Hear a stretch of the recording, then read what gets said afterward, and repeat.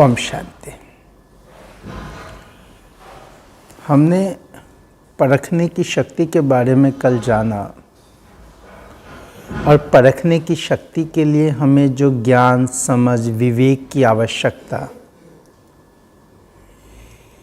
क्योंकि इसमें सबसे महत्वपूर्ण जो है वो सही क्या है, गलत क्या है, उसकी जांच परख। हम सब ऐसे तो बहुत सारी कहानियां सुनते आए कि जैसे कि एक जैसा दिखने में, चमक में, और वो व्यक्ति जगह जगह जा कर के ये घोषणा करता था कि जो इसको पहचान लेगा मैं उसको वो हीरा दे दूंगा, नहीं पहचान इतना। इस तरह से वो कई जगह पर उसने अपन जीत लिया था। लेकिन लास्ट में एक अंधे व्यक्ति ने उस हीरे की पहचान की, और पहचान उसकी कैसे चली, तो धूप का टाइम था। जो कांच होता है वो गर्म हो जाता है और हीरा अपनी ओरिजिनल गुण, क्वालिटी कभी भी खोता नहीं है। इसी प्रकार से हमारे जीवन में जो भी व्यक्ति विशेष आते हैं उनको परखने का, जो आत्मा की निजी क्वालिटी से हटके अगर हम कोई चीज की तरफ अट्रैक्ट होंगे तो निश्चित रूप से हम धोखा खा जाएंगे। हम लोग तो बोलचाल में कहते हैं कि हर पीली चीज सोना नहीं होता, लेकिन क्या हम इसको अपने जीवन में जिन लोगों के साथ संपर्क में हम आ रहे हैं वहां हम परख पा रहे हैं? तो एक तरफ व्यक्ति का परखना, दूसरी तरफ परिस्थिति को परखना।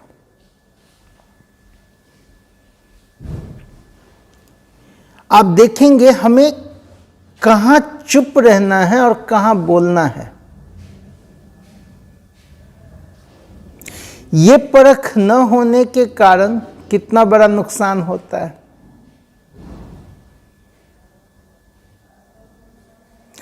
आजकल सिंपल सा अगर आप देखेंगे, घर घर में एक चीज जो बच्चों के साथ बहुत ज्यादा कन्फ्लिक्ट पैदा किए हुए, वो है पेरेंट्स के द्वारा बच्चों को टोंट मारना।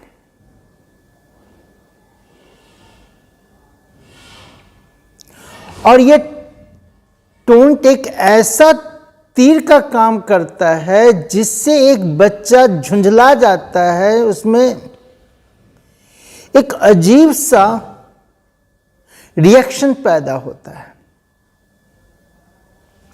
तो हमें इस चीज को देखना, समझना बहुत जरूरी है कि किस सिचुएशन में, कहां पर, किन लोगों के बीच में क्या बोलना है, कितना बोलना है भी या नहीं बोलना है। और परखने की शक्ति के बाद जो सबसे बड़ी शक्ति आती है वो है निर्णय करने की शक्ति। निर्णय जीवन का सबसे महत्वपूर्ण हिस्सा है, वरना जीवन प्रायश्चित, पश्चाताप और इस दलदल में ये एक ऐसी चीज है जिसमें कि जीवन डूब जाता है। कई बार सही रीति से निर्णय हम नहीं ले पाते हैं, जिससे कई गलत कदम भी उठ जाता है। इसलिए निर्णय को लेकर हमेशा तराजू दिखाते हैं। तराजू का तीनों बराबर होता है, उसका जो दोनों पलड़ा होता है वो, और कांटा। अगर कांटा सीध में है तो समझा जाता है कि सही तौला गया, सही निर्णय है। यहां कांटा क्या है? कांटा है हमारा बुद्धि। हमने आत्मा के चैप्टर में भी जाना कि बुद्धि निर्णय करता है, बुद्धि जज का काम करता है। लेकिन आज बुद्धि तो हम सबके पास बहुत सारी है, बहुत ही ज्यादा है, एक्सेस बुद्धि है, सद्बुद्धि नहीं है। इसीलिए भगवान से हम बुद्धि नहीं मांगते, हम सद्बुद्धि मांगते हैं, सद्विवेक मांगते हैं कि हम जीवन रूपी यात्रा में एक सही निर्णय ले सकें। और जब हमारा मन बुद्धि शांत स्थिर हो, कोई हलचल ना हो, किसी चीज से प्रभावित ना हो, निर्णय तभी लेना चाहिए।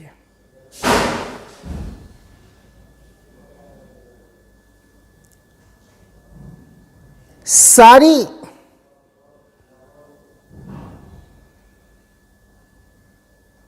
बातें जो हैं, सारे उसकी जो आगे पीछे कहते हैं ना, सोच समझ कर,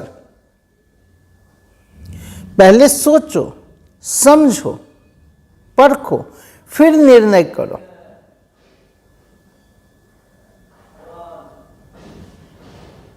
तो निर्णय का हमारे जीवन में बहुत बड़ा महत्व है। और अगर आप देखेंगे तो ये निर्णय शक्ति है जो हमारे पर्सनल जीवन से लेके सामाजिक जीवन, राष्ट्रीय समस्या और अंतर्राष्ट्रीय समस्या, बड़ी बड़ी समस्या,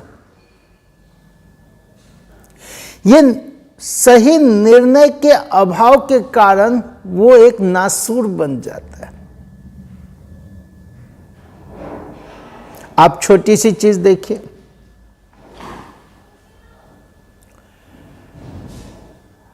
शुरू में जब ये नूडल्स, जब ये पिज़्ज़ा, बर्गर, ये सब चीज़ जब आया, पेरेंट्स ने बच्चों को इस ओर डाल दिया। यहां पेरेंट्स का रोल ज़्यादा था। कई बार तो ऐसा होता है, कौन खाना बनाएगा, तो चलो फटाफट में दे दिया। और फिर धीरे धीरे वो इस तरह से हो गया कि बच्चे जब इसके हैबिचुअल हो गए, आप सिर्फ वही नहीं बल्कि चिप्स, चॉकलेट, अब आजकल छोटेपन में ही बच्चों को कई सारी बीमारियां, एक छोटी एज में, यहां तक कि हमारे खान पान में जो बहुत बड़ा चेंज आया, हमारे भी आया, बड़ों के भी आया, सिर्फ बच्चों के नहीं आया। और इसका परिणाम ये है कि आज जो हम इतनी सारी बीमारियों का सामना कर रहे हैं, उसमें खान पान का भी बहुत बड़ा रोल है। सोच का तो रोल है ही, हमारे विचारों का तो है ही, लेकिन खान पान का भी एक बहुत बड़ा रोल है। हम तामसिक भोजन, अशुद्ध भोजन, सात्विकता से तो हम बहुत दूर होते चले गए। फिर आप देखिए पर्सनल जीवन में, बिजनेस में, रिलेशनशिप में, और इस तरह से कितनी सारी चीजों में सही रीति परखा नहीं तो सही रीति से निर्णय नहीं ले पाए, और सही निर्णय न ले पाने का रिजल्ट जो है वो बहुत बाद में पता चलता है। प्रायश्चित जब होने लगता है तब हमें एहसास होता है।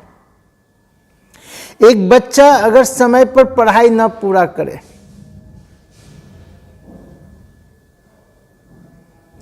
अगर वो अपने कैरियर को लेकर के समय पर न अगर सचेत हो,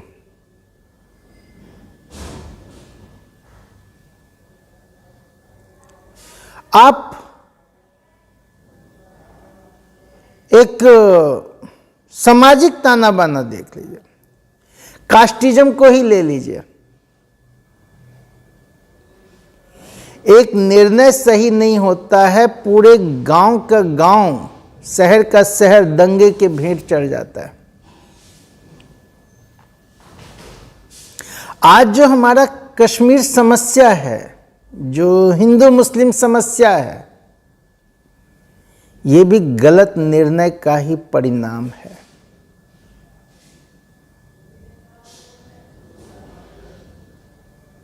और निर्णय के लिए हमेशा दूरदर्शी बनना पड़ता है। परमात्मा तो यहां तक कहते हैं कि आदि मध्य अंत को सोचकर, तीनों कालों के बारे में विचार करके तब निर्णय होना चाहिए।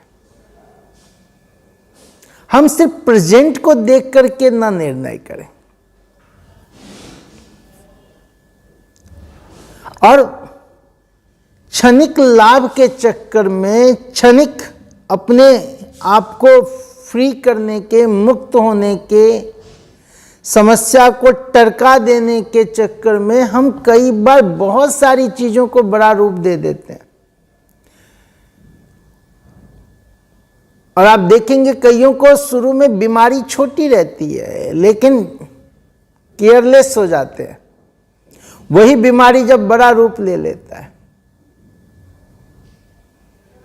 घरों में आप देखेंगे कई लोग शुरू में नशे के आदी नहीं होते हैं, लेकिन शुरू में थोड़ा थोड़ा लेते हैं तो घर वाले भी डोंट केयर कर देते हैं, इग्नोर कर देते हैं। लेकिन वही जब वो हैबिचुअल हो जाता है, एडिक्ट हो जाता है, पूरा घर सफर करता है।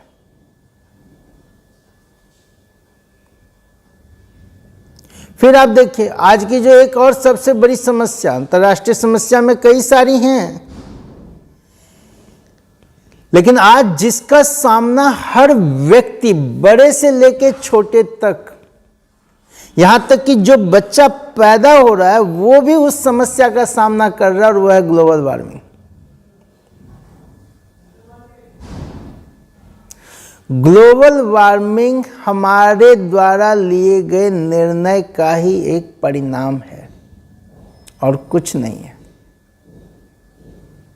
रिजल्ट है ये।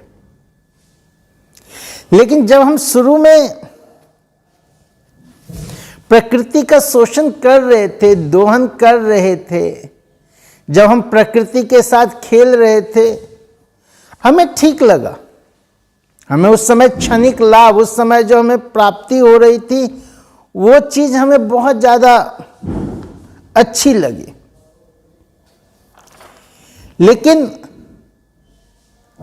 आज जब एक एक व्यक्ति उसको सफर कर रहा है, हम सब सफर कर रहे हैं। एक रिपोर्ट आई है पॉल्यूशन को लेकर के अभी रिसेंटली, 2019 में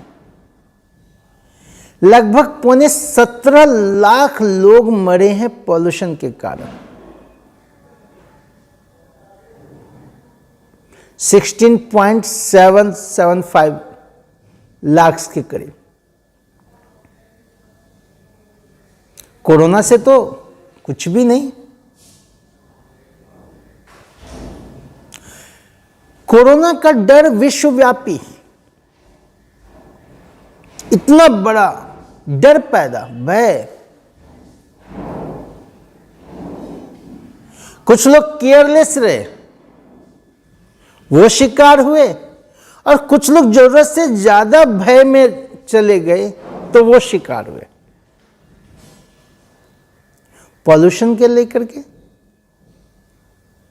और हर साल आप देखते होंगे कि हमारा एनजीटी कह लीजिए, गवर्नमेंट कह लीजिए, यहां तक कि कोर्ट कह लीजिए, अक्टूबर में, नवंबर में आकर के आज हम गाड़ी का ऑड इवन सिस्टम चलाएंगे, आज हम रेड लाइट पे गाड़ी बंद करने का, आज हम उन चीज़ों के बारे में सोचेंगे, विचारेंगे। बाकी पूरा साल जो हम करते हैं वो, तो जब तक हम सब अवेयर ना हो हर चीज को लेकर के, हम इन चीजों से कैसे, जब तक हम सब खुद अपने प्रति ये निर्णय न लें कि हाँ मुझे इसमें क्या योगदान देना, एक एक व्यक्ति का योगदान इसमें चाहिए। सरकार के तरफ से कोई भी कदम उठाया जाएगा उससे कुछ नहीं होगा। ये निर्णय मुझे लेना है, ये मेरे जीवन का हिस्सा है, ये मेरे जीवन के साथ हो रहा है। और जब एक एक व्यक्ति अपने प्रति निर्णय लेगा, सहभागी बनेगा, सहयोगी बनेगा, तभी हम एक स्वस्थ, सुखमय और प्रदूषण मुक्त वातावरण का सपना देख सकते हैं। निर्णय जीवन में बहुत महत्वपूर्ण है। एक बड़ी अच्छी, एक लड़का था जो गधा लेकर के जा रहा था, तो उसको रास्ते में एक चमकता हुआ सा पत्थर मिला जो बहुत चमक रहा था। उसको वो पत्थर मिला, उसने पत्थर देखा, बड़ा अच्छा लगा। उस पत्थर में छेद भी था, तो उसने उसमें धागा डाल के अपने गधे के गर्दन में टांग दिया। गधा वाला था, उसको तो समझ, लेकिन उसने सोचा गधे के गले में टंगा रहेगा, बड़ा अच्छा लगेगा, बहुत अच्छा। वो आगे बढ़ने लगा। बढ़ते बढ़ते एक जौहरी की नजर उस पर पड़ी। जौहरी ने देखा गधे वाला, और उसने पत्थर देख करके ही पहचान लिया कि ये हीरे की चमक है, ये साधारण पत्थर है नहीं। तो वो उस गधे वाले से पूछता है,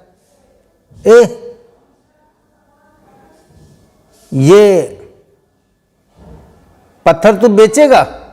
मुझे चाहिए था। गधे वाले को बेचने का मूड नहीं था, लेकिन उसने कहा हाँ पैसा सही से देंगे तो दे दूंगा। तो उसने पूछा कितना लेगा? उसने कहा 200। जौहरी उसको कहता है 100 रुपया लेगा तो बता। उसने कहता नहीं जी।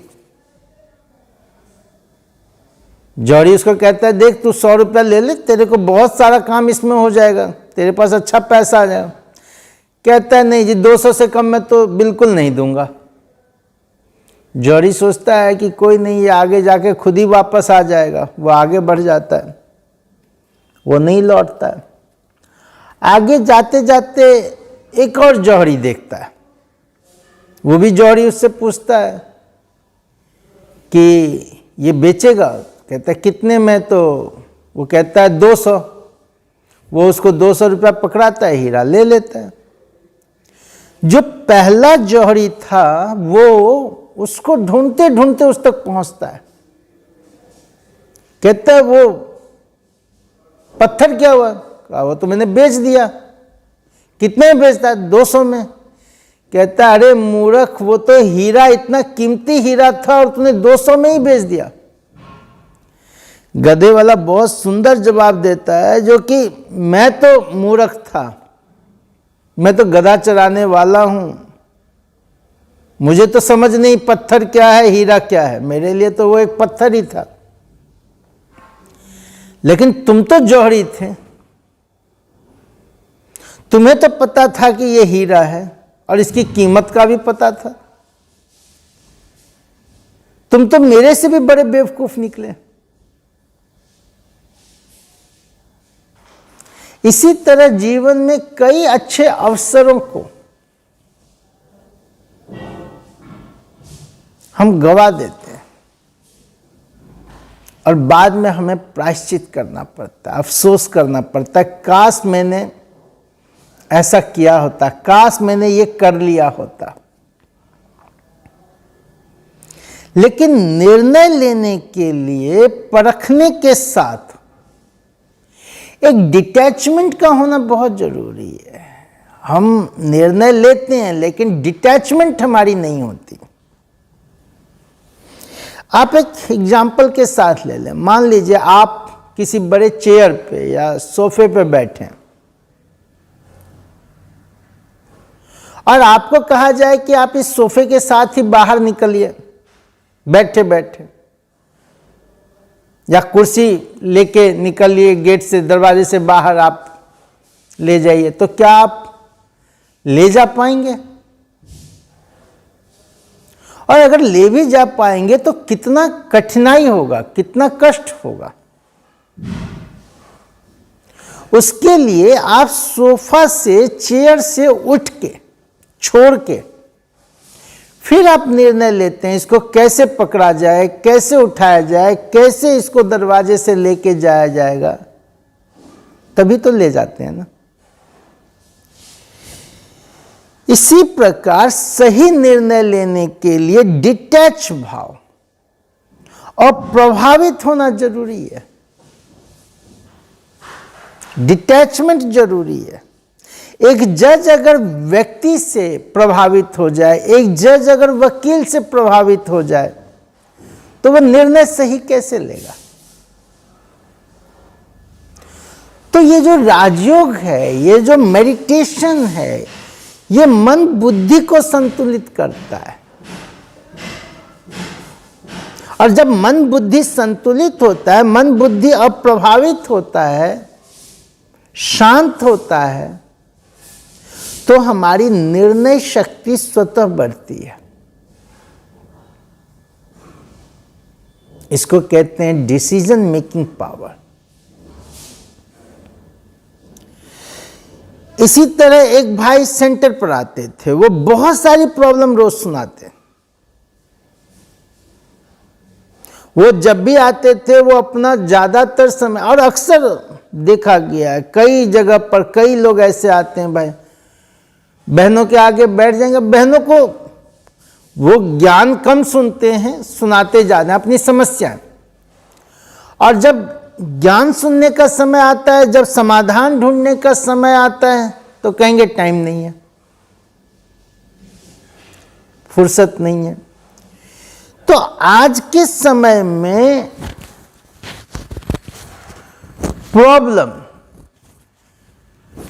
प्रॉब्लम में रहने की, समस्याओं में रहने की जो आदत है, वो कईयों में, जब तक कोई प्रॉब्लम ना क्रिएट कर लें, बिना बात के प्रॉब्लम ना बना लें, तब तक उनको जैसे कि एक चैन ही नहीं मिलता है। प्रॉब्लम ना होने से भी कई बार लोग स्ट्रेस फील करते हैं। जब तक we can not detach from the problem, we can not solve it. आपको प्रॉब्लम से डिटैच होने की जरूरत है। प्रॉब्लम से अटैच होकर के आप अगर सॉल्यूशन को ढूंढेंगे, सॉल्यूशन नहीं ले पाएंगे। बच्चों को लेकर के आप घरों में देखेंगे, कई और चीजों को लेकर देखेंगे, सेम फॉर्मूला है, एक ही चीज है, डिटैचमेंट और अटैचमेंट। इसी के ऊपर हमारा निर्णय जो है वो निर्भर करता है। इसी तरह से एक भाई सेंटर पर आते थे, उनके किसी फ्रेंड का ट्रांसफर हो गया, तो वो बहुत ज़्यादा परेशान थे। सेंटर पर आए, बहन जी से बताए जो कि बहन जी ऐसे ऐसे ट्रांसफ़र, और मैं बहुत स्ट्रेसफुल, एक बच्चा 10th में, एक बच्चा 12th में, फैमिली यहाँ, मुझे ट्रांसफ़र वहाँ। तो जो भाई लेके आए थे उन्होंने ही बहुत सारा समाधान दे दिया कि भाई आज के टाइम में नौकरी कितना डिफ़िकल्ट है और कितने लोग आते जाते हैं, क्या हो गया परिवार से, वीकली आ जाओगे, मंथली आ जाओगे। और इस तरह से उन्होंने उसको बहुत सारे समाधान दे दिए, इतना सारा समाधान दे दिया, वो भाई खुश हो गया, उसने ट्रांसफर भी ले लिया, सब कुछ ठीक। अब जब जिस भाई ने समाधान दिया, वो भाई जब खुद उसका ट्रांसफर हुआ तो वो बहन जी के पास आया और बहन जी को बोला, बहन जी ये इस बार मेरा ट्रांसफर हो गया है और मैं तो बहुत परेशान हूँ, बहुत ज़्यादा। बहन जी ने कहा कि अरे भैया, आप कुछ ही महीनों पहले आपके फ्रेंड, उनका ट्रांसफर हुआ, उनको तो आपने अच्छे अच्छे उपाय बताए। तो कहते बहन जी वो तो मेरे फ्रेंड की बात थी ना, यहां तो प्रॉब्लम मेरी है।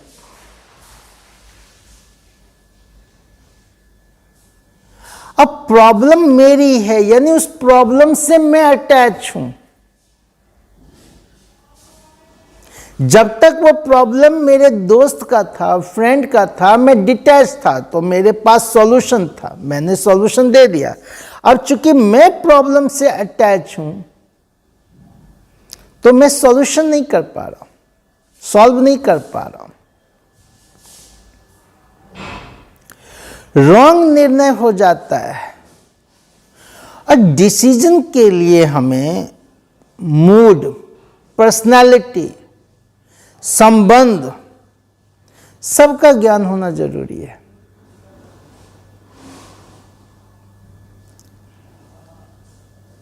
अगर हम इन सब चीजों को नहीं देखेंगे, व्यक्ति का मूड कुछ है, हम उससे जाके, आपको मैं बताऊं तो एक ऐसे ही ज्यादातर लोगों का मूड अलग अलग तरह के टाइम पे अलग अलग तरह का होता है, तो उनसे जब भी कोई जाकर के कोई बात, उस समय मूड दूसरा होता है तो वो दूसरे रूप में जवाब दे देते हैं। इसी तरह से एक बार एक लड़का था, वो पेन बेच रहा था। वो 1 रुपये वाली पेन लेकर के वो डोर टू डोर जा रहा था। तो एक सेंटर पर वो आया और वहां पर बहन जी, तो उसने देखा ये आश्रम है, अंदर चला गया, बहन जी को बोलने लगा, बहन जी 1 रुपये का पेन आपके बहुत काम आएगा, ये वो। बहन जी ने कहा नहीं, मेरे पास बहुत सारे पेन है, मुझे ज़रूरत नहीं है। नहीं बहन जी ले लो आप, मैं ये वो 10 समस्या अपनी बताया, लेकिन बहन जी ने कहा कि नहीं, मुझे तो पेन की जरूरत नहीं। ठीक है। थोड़ी देर बाद उसने बहन जी को कहा, बहन जी पानी मिलेगा क्या? तो बहन जी कहते हाँ, पानी क्यों नहीं मिलेगा। वो उसको पानी ला के देते हैं, पानी पिलाते हैं। फिर वो पूछता है, बहन जी यहाँ पे होता क्या है? तो यहाँ पे सत्संग होता है, क्लास कराते हैं। तो लड़का कहते हैं, बहन जी आप ही क्लास लेती होंगी? कहते हैं हाँ। कितना देर क्लास लेती हैं? तो बहन जी ने कहा 1 घंटा भी होता है, 2-2 घंटे भी क्लास होते हैं। तो लड़का, तो बहन जी फिर तो आपको इतना बोलने के लिए कितना पढ़ना पड़ता होगा? तो बहन जी ने कहा जो कि हाँ, पढ़ना पड़ता है, नोट्स बनाना पड़ता है, फिर देखना होता है, अच्छी तरह तैयार होकर के फिर क्लास कराना होता है, ऐसे थोड़ी ना क्लास करें। तो नोट्स बनाने के लिए तो बहन जी आपको बहुत कुछ लिखना पड़ता होगा। कहते हैं हाँ, 1 रुपीज़ पेन। बहन जी उसकी बात को सुन करके उससे सारा पेन खरीद लेती है। अब यहां हुआ क्या? पेन चाहिए नहीं था, बच्चे ने बहन जी का पहले मूड बदला, उनकी जो आवश्यक। अब बहन जी का नेचर क्या था? उनका नेचर था किसी को कुछ बताना, समझाना, सुनाना। बच्चे ने कोई हड़बड़ाहट नहीं दिखाई, वो कोई हड़ी नहीं था, आराम से वो बहन जी से पूछता रहा और सुनता रहा। जब बहन जी की आवश्यकता पूरी हो गई तो उसने अपनी आवश्यकता रख दी और बहन जी की जरूरत बना दिया।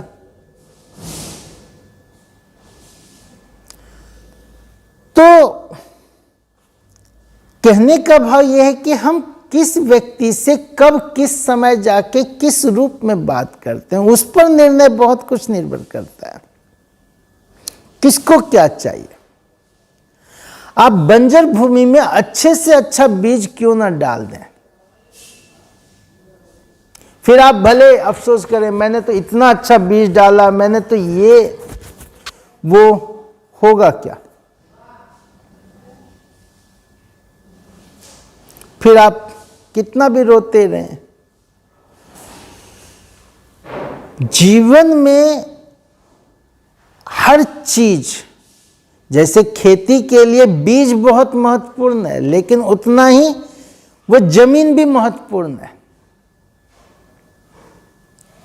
और जमीन के साथ साथ उसके लिए और जो चीजों की आवश्यकता है वो भी महत्वपूर्ण है, तभी तो वो बीज अंकुरित होगा। तो हमें निर्णय करना, परखना और निर्णय करना। अब ये निर्णय भी आपको ही करना है कि आप जो यहां सुन रहे हैं, जो ज्ञान योग सीख रहे हैं, आपको ये डेली सुनना है, कहां तक सुनना है, कितना अप्लाई करना है। यहां प्रेशर तो है नहीं। कई लोग कहते हैं ब्रह्मा कुमारी में जाने पर ये वो ये छुड़ाने, यहां कुछ भी नहीं छुड़ाते हैं। यहां किसी को किसी चीज के लिए मना भी नहीं किया जाता। निर्णय आपका है, आप परखो, आप निर्णय करो। यहां तो आपको सिर्फ बताया जाएगा, यहां ज्ञान दिया जाता है, यहां समझ दिया जाता है, निर्णय आपका। तो अगर आप खुशनुमा जीवन चाहते हैं, स्वस्थ रहना चाहते हैं, या आप अपने जीवन में उलझनों में ही उलझ के रहना चाहते हैं, निर्णय आपका है। और इस ज्ञान योग के द्वारा जितना हम मजबूत बनेंगे, रोज अभ्यास में लाएंगे, पावरफुल बनाएंगे, उतना हम अपने समस्याओं से बाहर निकलेंगे, जीवन में सफलता प्राप्त करेंगे। इसलिए मैं बार बार, आज से तो नवरात्रि शुरू हो रहा है, शक्तियों का दिन है ये। आज से हम 8 दिन शक्तियों की पूजा करेंगे। लेकिन पूजा के साथ साथ अगर हम इन शक्तियों के ऊपर चिंतन मनन करें, इसको जीवन में अप्लाई करें, राजयोग के द्वारा अपने में शक्ति भरें, ये हमारे जीवन में बहुत बड़ा बदलाव लेके आएगा, हमें सफलता प्रदान करेगा। इसीलिए मैं बार बार, हम चाहे कुछ भी करें, लेकिन हम जीवन में निर्णय शक्ति को, परखने की शक्ति को, समाने की शक्ति को, सहन करने की शक्ति को, हम अगर जीवन में अपने जीवन को विस्तार से संकीर्ण करना चाहते हैं, विड्रॉ करना चाहते हैं, डिटैच होना चाहते हैं, लेट गो करना चाहते हैं, क्षमा कर, और जिन शक्तियों के द्वारा हमारा जीवन, परिवार, समाज सब खुशहाल, हमारा कार्य व्यवहार, हमारा ऑफिस बिजनेस, क्यों ना इसका लगातार अभ्यास किया जाए, क्यों ना इसको प्रैक्टिस में लेके आया जाए। तो 2 महीने के लिए इसको हम अपने प्रति एक संकल्पबद्ध हों। और आज अगर हमने ये निर्णय अपने से कर लिया कि कुछ भी हो, जैसे आपने बैटरी वाले एग्जाम्पल में देखा कि हम मोबाइल को चार्ज करने के लिए आजकल पावर बैंक रखते हैं, हमेशा मोबाइल को चार्ज करते रहते हैं। इसी प्रकार आपके जीवन में चाहे कितनी भी बड़ी समस्या हो, कितना भी बड़े से बड़ा कार्य हो, जब ज़्यादा कार्य, जब जितनी बड़ी समस्या, तो उतनी चार्जिंग की आवश्यकता होती है। हम अक्सर निर्णय क्या लेते हैं कि जब हमारे पास काम होता है ना, तो हम कहते हैं चलो योग हम बाद में कर लेंगे। हम इसको लंबे टाइम तक टरकाते जाते हैं, लेकिन जितना अधिक कार्य, पहली प्रायोरिटी, पहला स्थान हम योग को दें। कुछ और भले मिस हो जाए, वो सब ठीक हो जाएगा, लेकिन आप योग का नियम अपना, चाहे आप 5 बार 5-5 मिनट का, या कम से कम सुबह शाम, ये 2 समय अपनी योग की शक्ति को आप जरूर बढ़ाइए। आप आधा घंटा, 1 घंटा, बहुत सारे मेडिटेशन कमेंट्रीज, कई सारे, आप ब्रह्मा कुमारीज मेडिटेशन कमेंट्री डालेंगे, कई सारे योग के लिए आपको उसमें साधन मिल जाएंगे। तो इस प्रकार आप शक्तियों को अपने अंदर भरते जाएं, जगाते जाएं और अपने जीवन को श्रेष्ठ बनाएं। कुछ मिनट के लिए एकाग्र स्थिर करें, अपने मन बुद्धि को डिटैच कर लें, शांत कर लें। शांत, स्थिर, शीतल मन, शांत चित्त मन, मन बुद्धि डिटैच, पूरी तरह डिटैच करें, देह से, संबंध से, इच्छाओं से, संसार और संसारिकता से। भगवान के महावाक्य हैं, ईश्वरीय महावाक्य हैं। बंधों से, दैहिक वृत्ति से मुक्त होकर आत्म स्वरूप में स्थित हो जाओ। आत्मा निश्चय करो तो जीवन के सारे दुख दर्द सब समाप्त कर दूंगा, सारे पापों से मुक्त कर दूंगा। तो हम डिटैच भाव से आत्मा देखें, आत्मा के स्वरूप को देखें, वास्तविक स्वरूप में स्थित हो जाए। शिव बाबा को देखें, उनकी लाइट माइट को लें, शक्तियों को लें, किरणों को अपने ऊपर आते हुए देखें। सर्वशक्तिवान, उनकी मैं संतान, जगत का मालिक, परम पिता परमात्मा, भगवान, जिनको पाने के लिए, जिनसे मिलन मनाने के लिए, जिनकी झलक के लिए, जिनका एक एहसास मात्र के लिए कितने तप, कितना पूजा पाठ, सब कुछ। आज उनकी किरणों के नीचे में, आज उनके सानिध्य में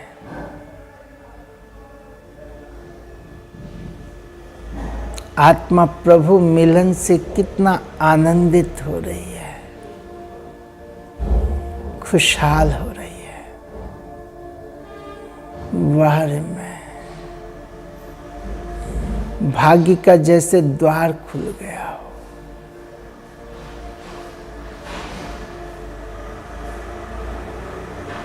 आत्मा में एक एक शक्ति समाती जा रही है।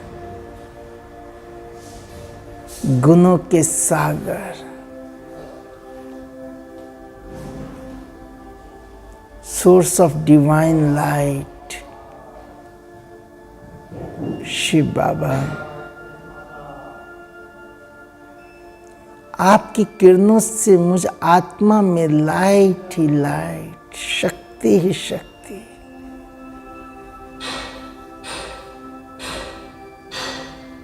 मैं आत्मा चार्ज होती जा रही।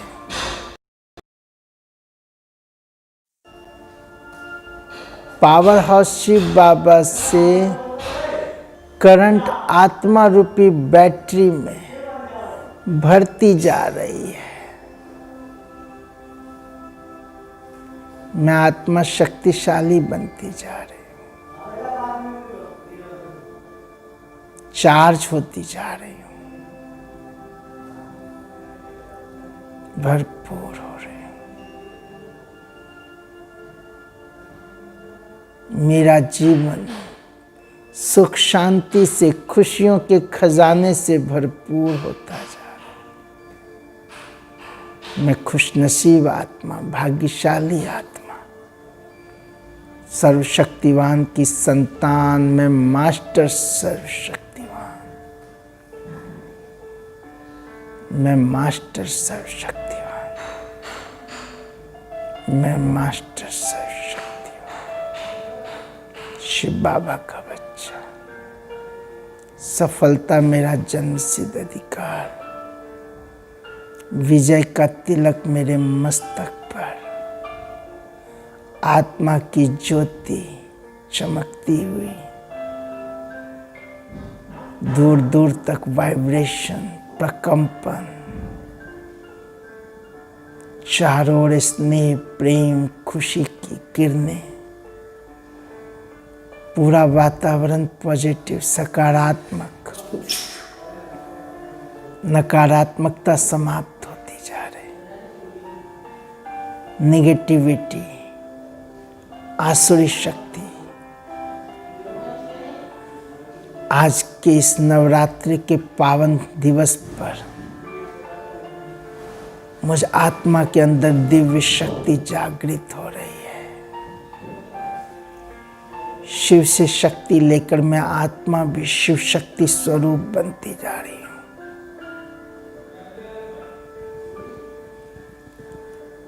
ओम शांति शांति शांति।